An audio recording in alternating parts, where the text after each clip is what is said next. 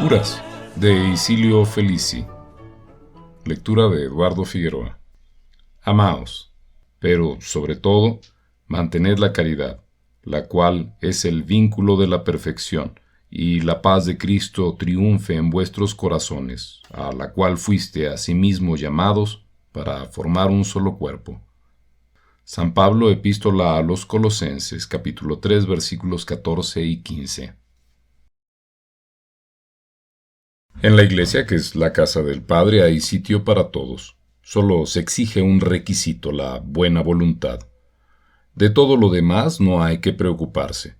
Organismo complejo y perfecto, tiene la posibilidad de desarrollar una excepcional unidad y al mismo tiempo utilizar los brazos humildes que se le brindan, haciendo que tanto unos como otros concurran a la mayor gloria de Dios, formando al confundirse sus tareas el himno triunfal de alabanzas al que todo humano instrumento puede y debe sumarse, entonando con fervor la parte que le está asignada. Si así no fuera, don Celestino habría debido renunciar a su sueño de ser sacerdote como si fuera un tullido. A los 18 años era un campesino y se limitaba a ir a la iglesia cuando su padre lo enviaba o cuando acertaba a escaparse del trabajo del campo para encender las velas o arreglar los altares. Era, en conclusión, un sencillo y humilde sacristán. Y no es que él no deseaba hacer algo más, pero su padre se había encerrado y se había mantenido siempre a este respecto en una obstinada e incurable sordidez. El campo necesitaba brazos, mientras que la iglesia... Que Celestino quería hacerse cura, un capricho como cualquiera que ya procuraría el padre espantarle de la cabeza a toque de pescozones, y los pescozones paternos eran tan frecuentes y tan recios que el muchacho había tenido que acabar por resignarse, contentándose con sustituir la veste sacerdotal por la capa blanca del pertiguero. Mas, ¿quién puede oponerse a los designios de la providencia?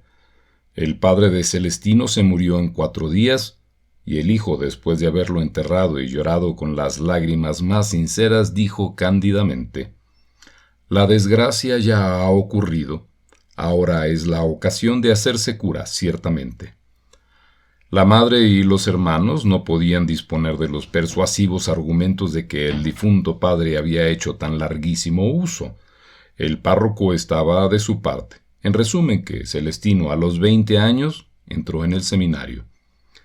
Blanco y rubio, robusto y de amplio pecho, apenas se endosó la veste talar, ya parecía un señor rector.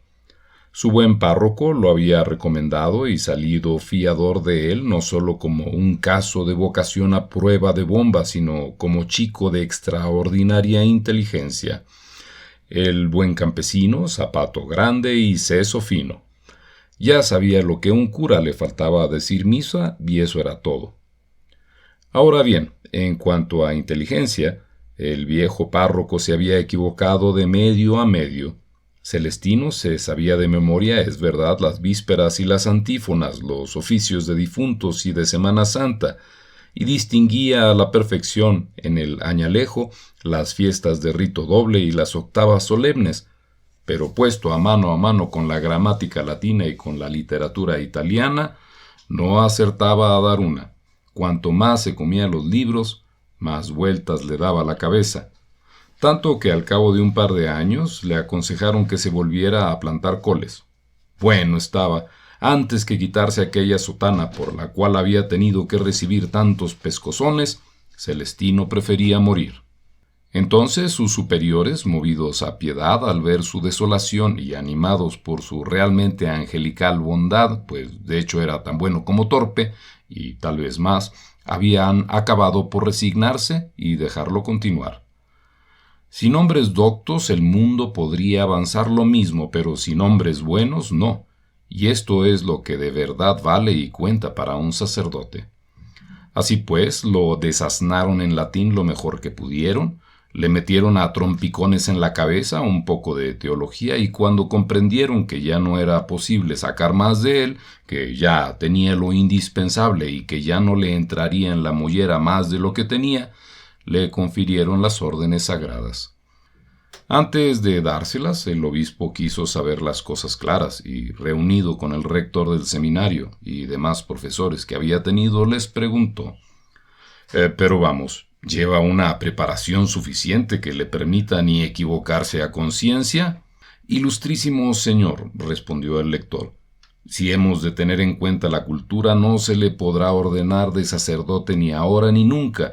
Tiene el cerebro completamente impenetrable.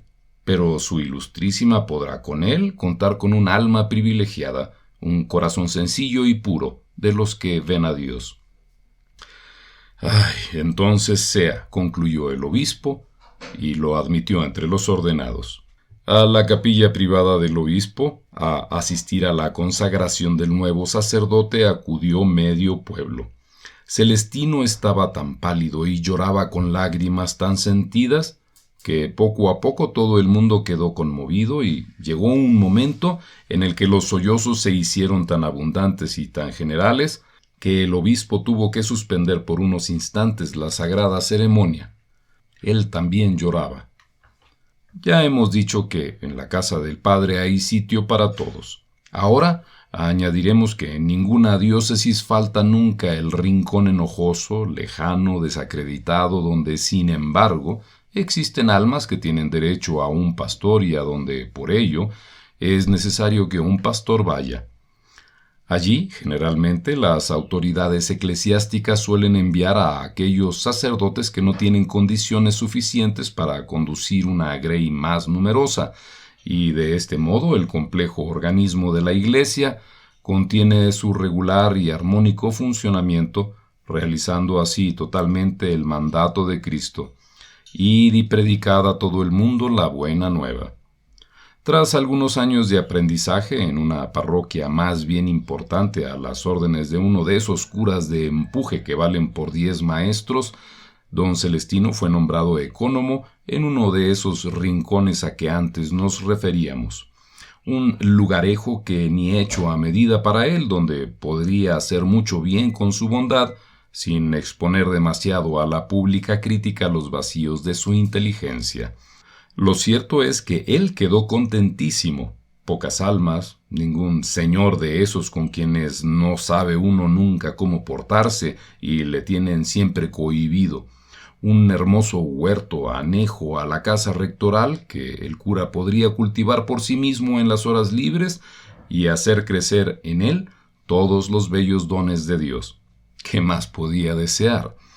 Apenas recibió de sus superiores la orden de encargarse de aquel curato, don Celestino hizo su entrada en el pueblo, donde produjo excelente impresión, especialmente por su corpulencia y por su robusta voz.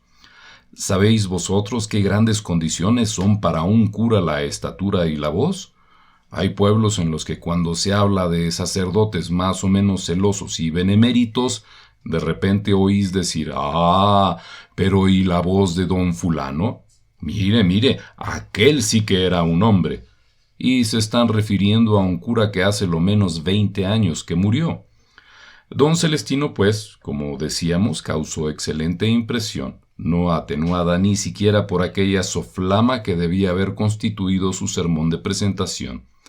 Ciertamente que no correspondió lo más mínimo ni a la estatura ni a la voz, pero en resumidas cuentas le dijo al pueblo algo que le agradó altamente. «Yo he venido a vosotros con muchísimo gusto.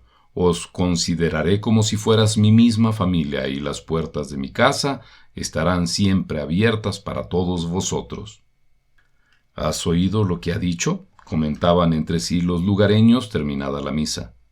«Que ha venido con muchísimo gusto y que las puertas de su casa estarán siempre abiertas para todos nosotros». ¿Qué más podemos querer? La elocuencia no es su fuerte, pero se ve que es un hombre de corazón. De que el nuevo cura era un hombre de corazón y de piedad, en toda la extensión de la palabra, tuvieron la prueba cuando, al ir a buscarlo, lo encontraban constantemente en la iglesia, al pie del Santísimo Sacramento, Y cuando lo vieron al anochecer entrar en las casas donde reinaba la miseria, llevando a sus pobres moradores las verduras de su huerto y un pedazo de su pan. Era amigo de todos don Celestino, y a todos, a poco que pudiera, les hacía el bien. Más pobre él también que una rata en lo de ejercer la caridad y en lo de quitarse el pan de la boca para dárselo a los demás, era siempre señor. Pero en cambio, era de aquellos hombres del pueblo, sencillo pero testarudos. Del lugarejo no había nada malo que decir, moralidad buenísima, afecto a la iglesia, frecuencia de sacramentos, mas la vida espiritual estaba corroída en las mismas raíces por un defecto general y gravísimo: el odio, el rencor obstinado entre familia y familia, entre pariente y pariente. Y esto amargaba la vida de don Celestino de un modo extraordinario.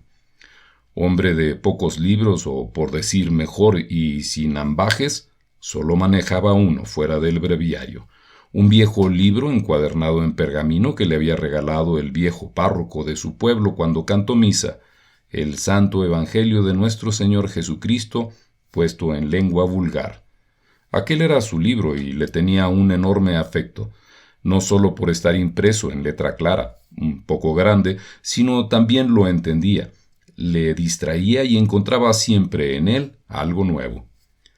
Entre tantas cosas magníficas que allí se leían, había una que tenía que ser sin duda la más importante desde el momento que se la repetía tantísimas veces y muchas subrayada: la invitación al amor recíproco y al perdón.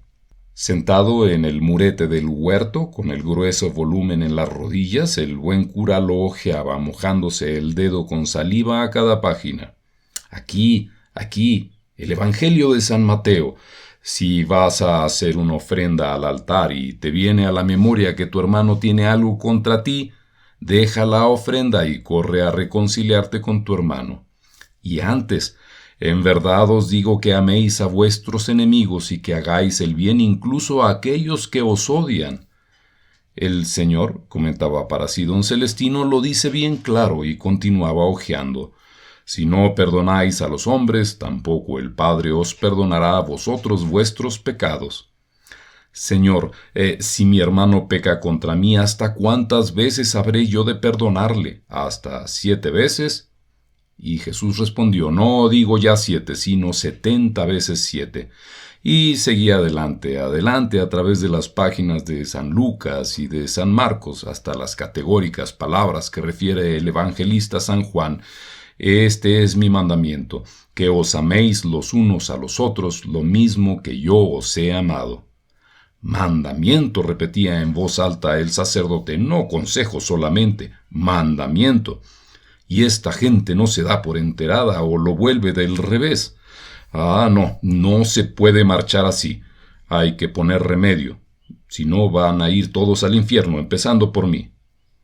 Con esta persuasión, se afanaba desde el altar y en las conversaciones privadas a hacerles comprender la importancia del precepto divino, a metérselo lo mejor que podía en sus cabezas y en sus corazones.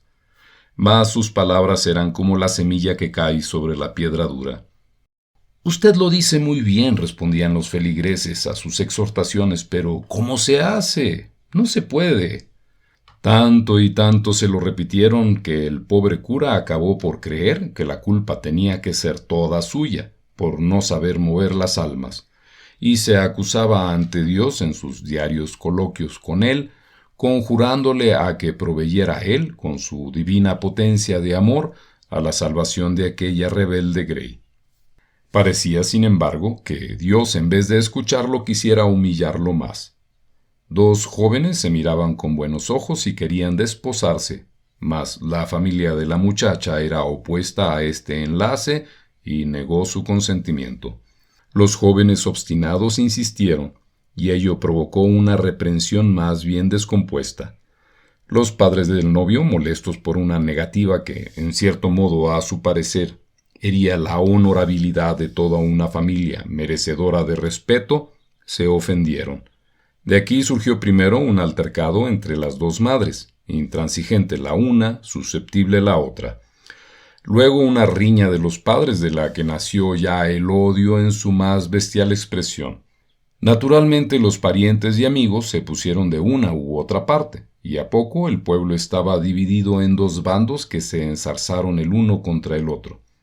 Lo curioso era que los jóvenes que lo habían movido todo continuaron queriéndose lo mismo, y se hicieron mutua promesa de esperar con paciencia a que fueran mayores de edad para poder cazar haciendo mangas y capirotes de todas las prohibiciones.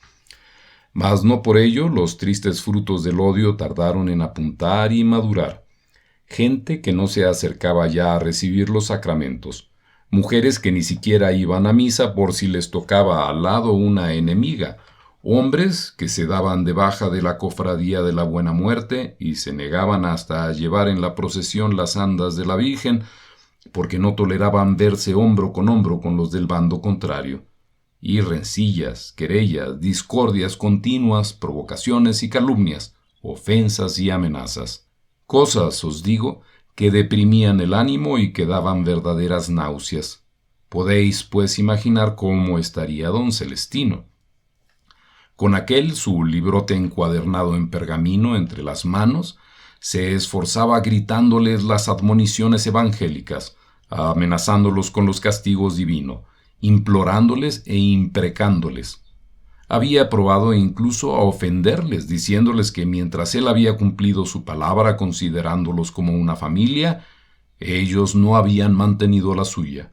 Por lo tanto, eran unos bergantes, unos perjuros, unos traidores. Les amenazó con marcharse porque tenía miedo de permanecer en un pueblo maldito. Todo fue inútil. Cuánta verdad era que donde no reina el mutuo amor, impera la muerte. Ni siquiera el Señor había querido escucharle, ni siquiera él le confortaba ya. ¿Por qué? Tal vez porque había querido ser su ministro a toda costa sin reunir las condiciones necesarias. Seguro que Dios quería hacerle sentir bien a lo vivo, que él era un cura ignorante, que no servía para nada, indigno de ejercer de intermediario entre los hombres y él. Cuando menos, oh Señor, concluía desolado suplicando, decidme qué queréis que haga, iluminadme. Un día, mas tengan en cuenta que ya habían pasado algunos años desde la época a que se refieren los sucesos que aquí arriba referíamos, se presentó a don Celestino el joven que había sido la causa involuntaria de toda aquella batahola, para comunicarle que deseaba tomar esposa. Los odios ya se habían desvanecido algún tanto, al menos en lo externo, pero en un arreglo amistoso ni siquiera había que pensar. Por otra parte, él era ya mayor de edad, la muchacha también, y por lo tanto era natural desde todos los aspectos. ¿Qué podía oponer el buen cura? Nada absolutamente, pero santo Dios, ¿por qué unir en matrimonio a dos jóvenes de aquella manera casi de contrabando con el acompañamiento de todos aquellos odios, de todas aquellas maldiciones? Yo, dijo el joven, he sido hasta ahora demasiado paciente, demasiado bueno. Basta ya. Si usted quiere intentar algo, muy conforme, me satisfará de veras. Pero yo por las buenas o por las malas, el día 12 del mes que viene me caso. Enojado y dolorido, don Celestino lanzó un suspiro que parecía un lamento. Oye, muchacho, ¿te sabría mal volver a verme dentro de una semana? De ninguna manera. Bueno, entonces confiemos en Dios. Que al menos se diga que hemos hecho lo que hemos podido. Adiós. Usted la pase bien, señor cura. Y se separaron. Ahora era cuando empezaba el trabajo difícil. ¿De qué lado habría que empezar a labrar el terreno? Bajo las cenizas, demasiado bien lo sabía don Celestino, estaba aún el fuego. ¿Cómo conducirse para no desencadenar el incendio? Quizás se había arriesgado demasiado dando esperanzas al muchacho, pero por encima de todo, ¿no era su deber jugarse hasta la última carta antes de declararse vencido? ¡Ay, no puedo más, señor! Inspírame tú. Era viernes. Al día siguiente volvería el novio a conocer la respuesta y don Celestino todavía no había tenido valor para dar un paso. No era ya posible diferir más la cuestión. Se fue a la iglesia y ahí ante Dios, como si estuviera de conversación con él cara a cara, pasó revista a sus proyectos. ¿Hablar con los dos muchachos? Nunca. Estaban demasiado exasperados. Llamar a las madres sería buscarse una buena agarrada. Buscar la mediación de dos vecinos ajenos al asunto equivaldría a crearse dos nuevos enemigos.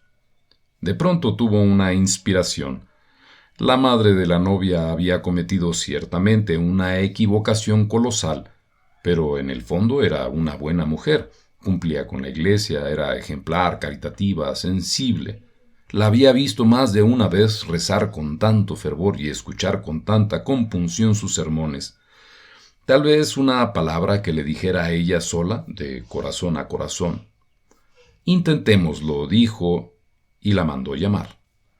Un cuarto de hora más tarde, la Filomena, una mujercita de cabellos grises y ojos inquietos, toda ímpetu y nervio, se presentaba en la casa rectoral.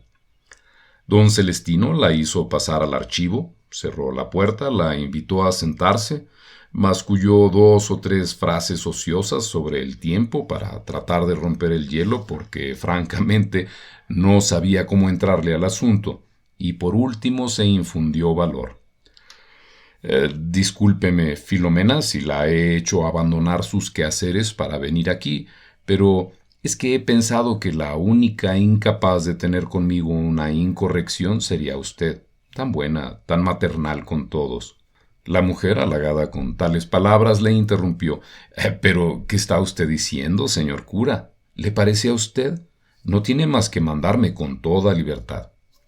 ¿Habéis visto nunca la actitud de los santos en algunos cuadros de altar ante Jesús o la Virgen, pintados allá arriba entre los ángeles sobre un trono de blancas nubes?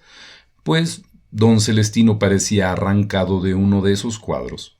Habló como si impetrase una gracia y dijo: estos dos chicos se quieren. No han hecho daño a nadie. Han sido el ejemplo del pueblo. ¿Cómo van a acercarse al altar sin la bendición y la aprobación sonriente y unánime de sus padres? Usted, Filomena, siéntase madre y una buena madre. ¿Cuántos sacrificios no ha hecho por sus hijos? ¿Qué no haría el día de mañana por salvarlos de un peligro? ¿Y va usted a tener alma de negarse a dar gusto a su hija cuando esto no le cuesta otro sacrificio que decir una palabra de ternura? Han ocurrido muchas cosas muy enojosas, lo sé, y esa palabra tenéis que ir a buscarla allá en lo más hondo del corazón, sacándola de entre muchas espinas. Pero, Dios mío, por la tranquilidad de una hija, ¿no puede una madre hacer también este sacrificio? Usted reza mucho, ¿y por qué reza? Porque tiene algo que implorar al Señor. Confíe usted, pues, en su bondad. ¿Qué haría usted, pues, si él le respondiese que hará lo mismo que usted? La mujer, visiblemente conmovida, intentaba interrumpirle, pero el cura no le daba tiempo. Pruebe usted a perdonar, apremiaba. Pruebe a poner una losa sobre el pasado.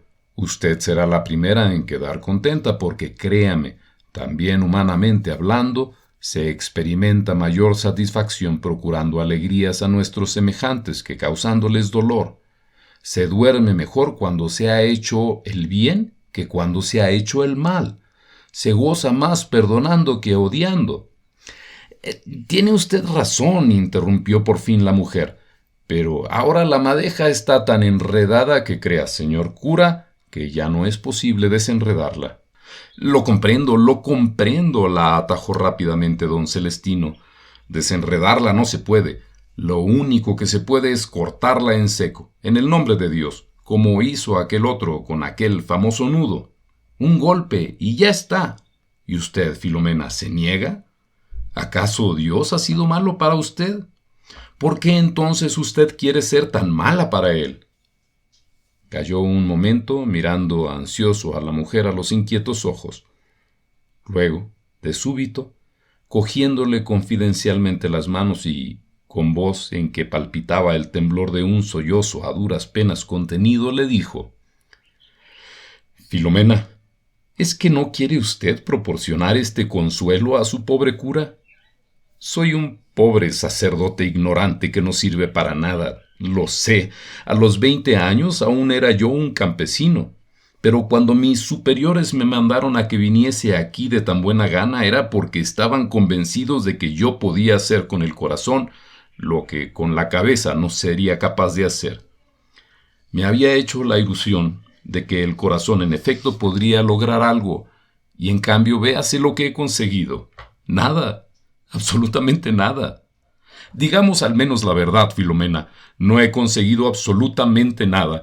He pasado aquí 6 años robando el pan que he comido, descreditando la religión, haciendo más daño que beneficio.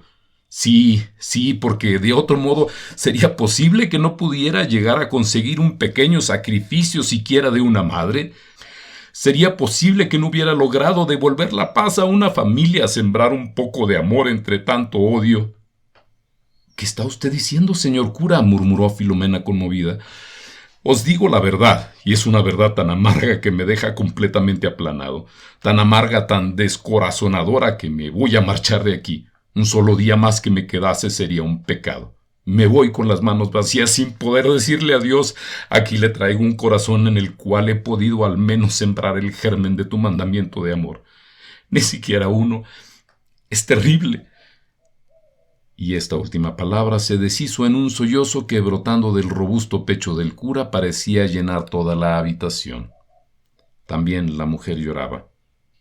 Cuando ambos se repusieron un poco, Filomena preguntó a don Celestino: «Señor cura, ¿tiene alguna otra cosa que decirme?» «No, nada más», repuso el sacerdote con un hilo de voz. «Ahora me marcho, pero antes de abandonarnos, aguarde y rece por mí». Un mes justo después del día de este dramático coloquio, las campanas de la iglesia repicaban a fiesta por el matrimonio entre los dos jóvenes que tantos sinsabores habían costado a don Celestino, y el matrimonio se celebraba en una atmósfera de perfecta concordia. Las primeras que se habían reconciliado habían sido las madres. Luego vino una aproximación cordial entre los padres. Y así, una vez seco el manantial del odio, el turbio torrente que de él brotaba se agotó en pocos días por completo. Don Celestino pensó que aquella era justamente la circunstancia más merecedora de un sermón excepcional, y se lo hizo, arrancándoselo del corazón. Y dicho el evangelio, se volvió hacia el pueblo que atestaba la iglesia y comenzó con énfasis: «Hijos míos amadísimos». Sopló por la nariz, tosió, escupió en el pañuelo que llevaba en la mano y volvió a repetir con voz menos segura: «Hijos míos amadísimos». Y ya no pudo más. De improviso estalló en un sollozo tan fuerte que todos creyeron que se le habían roto todas las venas de su pecho. Y aquel fue todo el sermón. Filomena, que estaba en la iglesia al lado de su hija vestida de blanco al oír aquel sollozo. Claro, exclamó en voz más bien alta, también aquel día rompió en un llanto así. ¿Cómo iba a poder resistir? Y sin dársele nada, echó a llorar ella también. Así, entre un leve susurro de blancas alas, volvía el amor, mensajero de Dios, implorado por las lágrimas de un sacerdote y acogido por las de una madre. Estas lágrimas que, como ningunas otras, merecen ser escuchadas.